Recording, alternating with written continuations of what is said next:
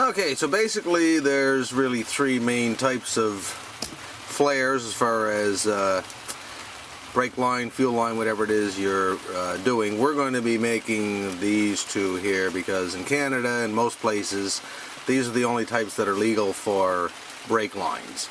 But over here you got your single, your female flare, and to make that with the type of press that we have, you just compress this pointy end down on the end of the tube when it's in the vise and press it down into the bevel and create that.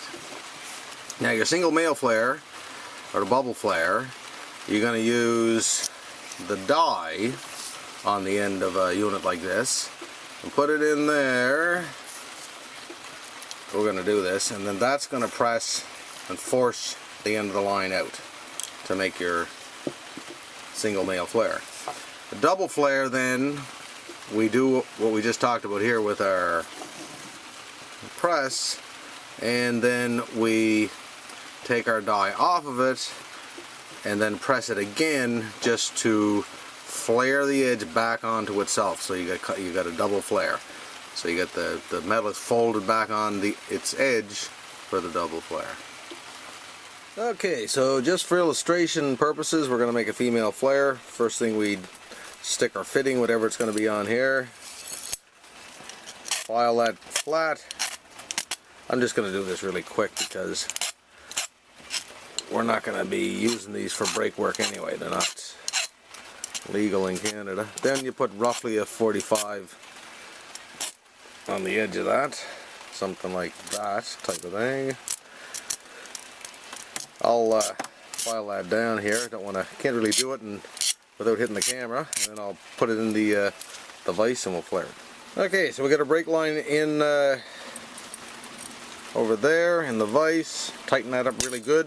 I use my vise grips to tighten those wing nuts. The tubing should protrude just a little bit above the beveled edge that it's sitting in there. So there it sits in the vise. We're going to take our press, no die on it. You can see there's just the pointy end of the press. Pop that in there. Set that end into the tubing, the pointy end there, into our brake line, like so. And start to tighten that down. Just get a little bit snug, and then we got to look. We want that to the vise portion here to be even. You look underneath, try to make sure it's going to be even on both sides. Underneath here, we want it to press down nice and straight, and then we just start to slowly apply our pressure. Ideally, I would put this in my vise and hold the vise, and hold this little vise in a big vise so that it's a lot more stable. Anyway, for our purposes here, I'll just see that you can see that's pressing down there. I just did it quick and dirty, so just to give you the general idea. We can see our line is going into the bevel. I'm going to pop that off. This is just for illustration purposes anyway. You can see that is compressed down into the vise. I don't know if I can get these off without the vise grips.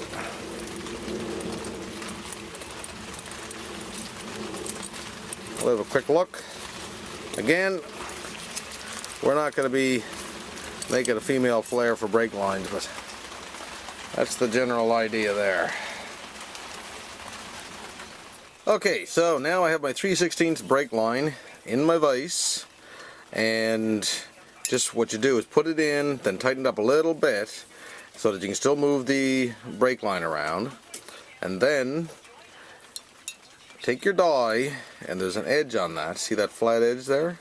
That tells you how far that the brake line should be protruding out of the vise. So if you lay it like that, you'll see that edge and the brake line is just about even. Incidentally, I filed off the edge of that flat, put a little slight 45-degree angle on it. So anyway, then I tighten it up. So like I say, I use the die.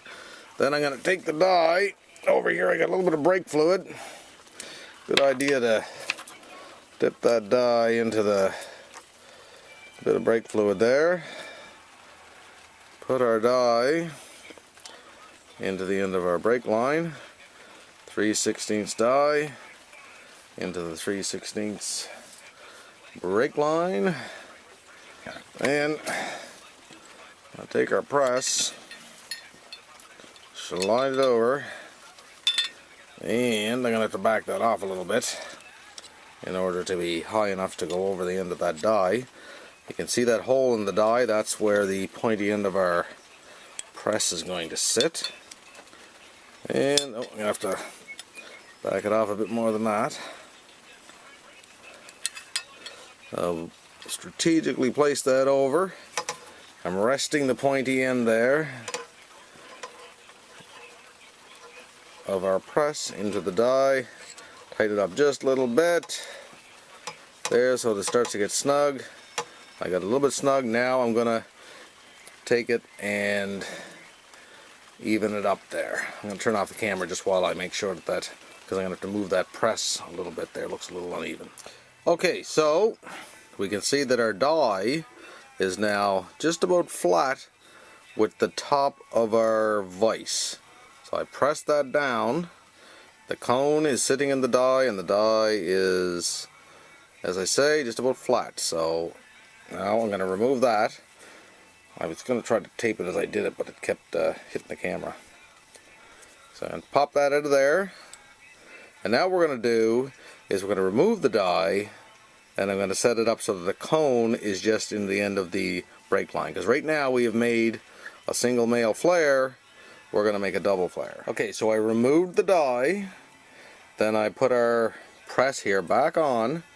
You can see the cone of the press, no die, sitting in the end of the brake line, and I just force that down, and you can see that now the end of the brake line has flared into that bevel. So I'm just going to remove that. See if I can keep the camera going this time. So I keep hitting it, and we'll have a little look at what we've got here. And look at the end of that. You can maybe even see that the end of the line is now folded back onto itself here. And get that out of there. And there's our end result, our double flare. This is the brake line I'm using in my replace a brake line video. This is the factory made one, pretty darn close. We remember to put our brake fitting on there. So that's it.